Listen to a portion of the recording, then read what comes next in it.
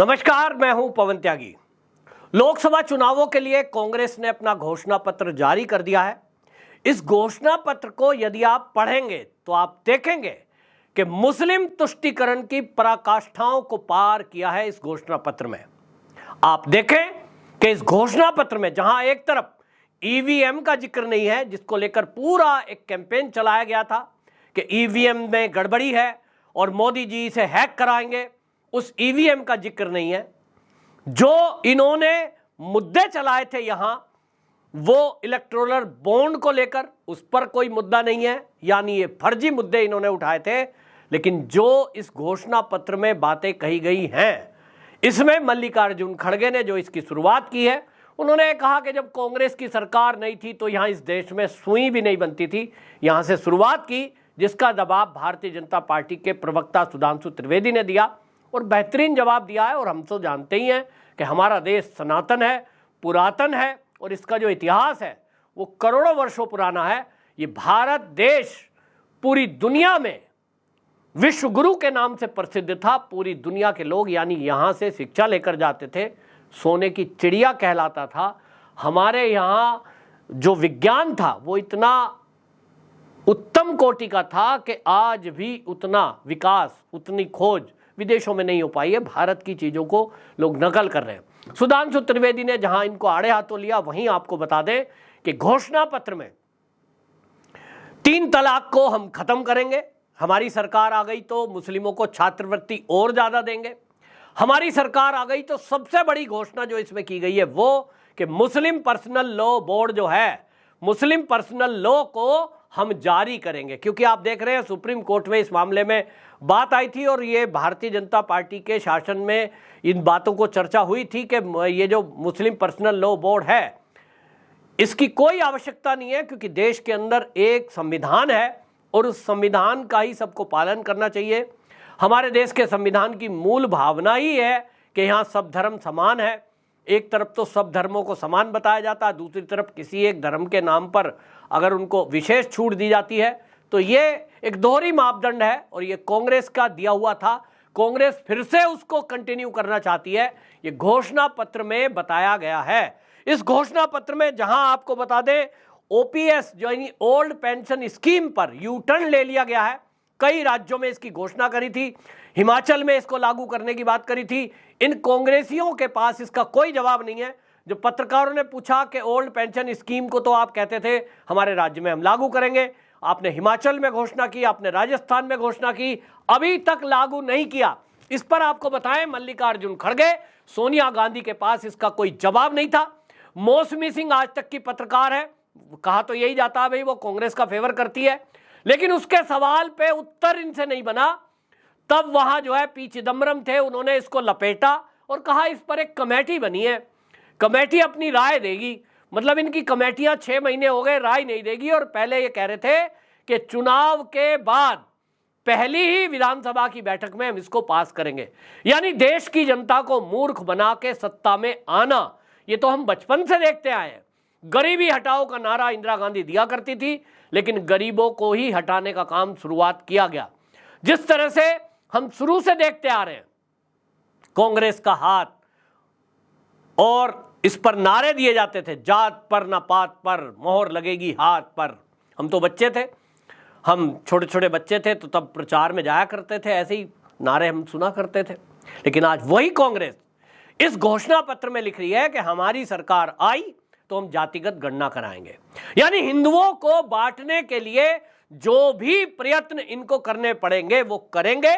घोषणा पत्र में बाकायदा कांग्रेस ने इसको शामिल करके ये बता दिया कि इन्होंने तय कर रखा है कि इस देश से सनातन का नाम मिटाकर ये रहेंगे। ये कांग्रेस की सत्ता यदि आई तो हिंदुओं को जातियों में बांट देंगे, और जातियों में भी इतना बांट देंगे कि अगर कोई पिछड़ा जाति में है तो उसको अति पिछड़ा और अति पिछड़ा, और यदि एसटी में है तो उसको भी विभाजित कर देंगे और कम्युनिटी को बांट करके ये सत्ता में आते रहेंगे। वो राहुल गांधी ओबीसी की बात कर रहे हैं, लेकिन ओबीसी के लिए, एसटी के लिए, एससी के लिए इन्होंने जब 65 साल सत्ता में थे तो क्या किया, इस पर कुछ नहीं बोलते। बेरोजगारी की बात करते हैं तो आपने 65 साल में क्या किया, अब आप कह रहे हो कि हम 30 लाख नौकरी देंगे, 1 लाख महिलाओं को रुपया देंगे।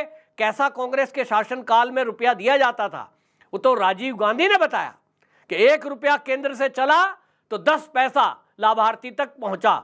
आज मोदी सरकार है, 1 रुपया केंद्र से चलता है, 1 ही रुपया लाभार्थी तक पहुंचता है। लेकिन कांग्रेस को भ्रष्टाचार करना है, उस भ्रष्टाचार पर आज मोदी सरकार प्रहार कर रही है, तो ये कह रहे हैं कि हम संविधान में परिवर्तन करेंगे। मोदी जी संविधान का परिवर्तन करना चाहते हैं, ये कहकर कांग्रेस ने बीजेपी पर प्रहार करने की कोशिश की, लोगों को भड़काने की कोशिश की। लेकिन वही कांग्रेस अपने घोषणा पत्र में लिखती है कि हम सत्ता में आए तो हम इस संविधान में संशोधन करके कई चीजों को बदलेंगे।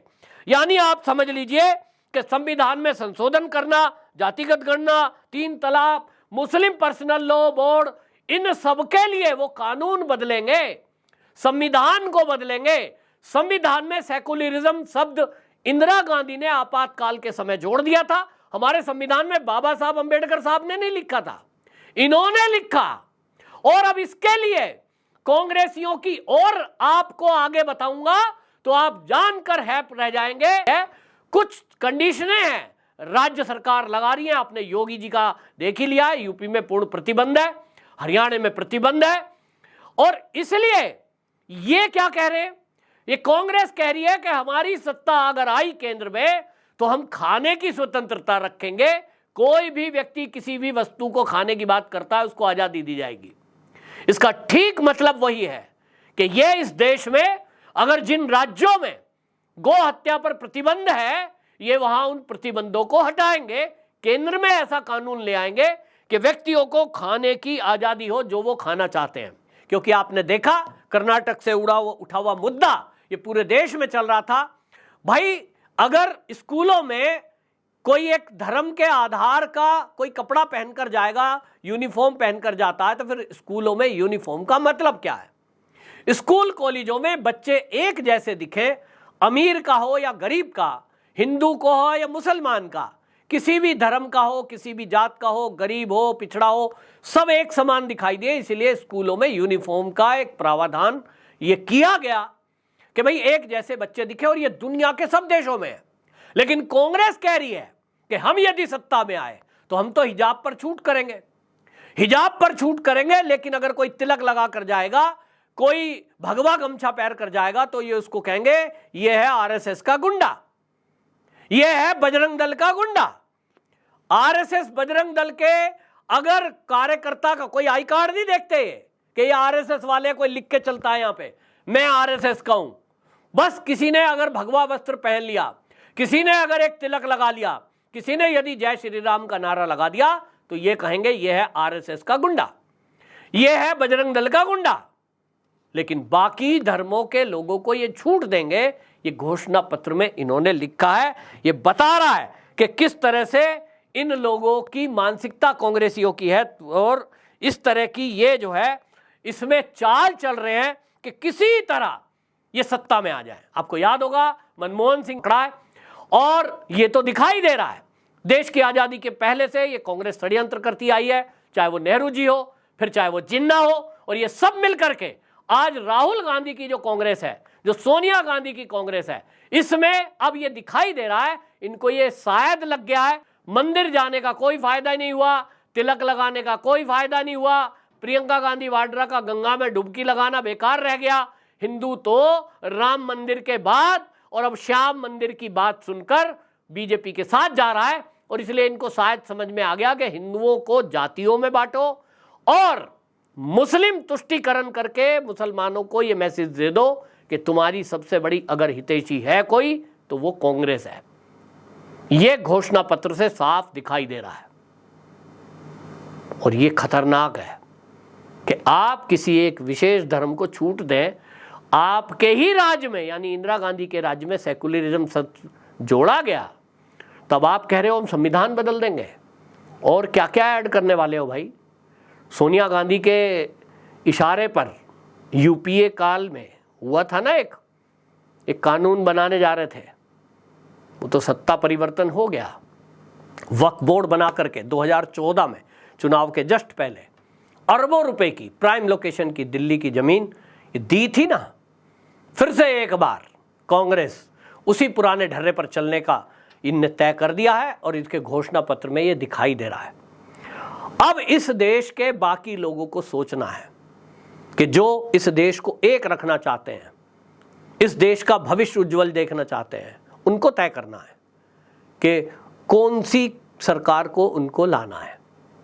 एक विशेष केवल धर्म के बारे में विचार करने वाले, उनका तुष्टीकरण करने वालों को, या सबका साथ, सबका विकास, सबका विश्वास और सबका प्रयास, केवल नारा नहीं उसको इंप्लीमेंट करने वालों को। निर्णय आपका है, कमेंट बॉक्स में जरूर बताएं।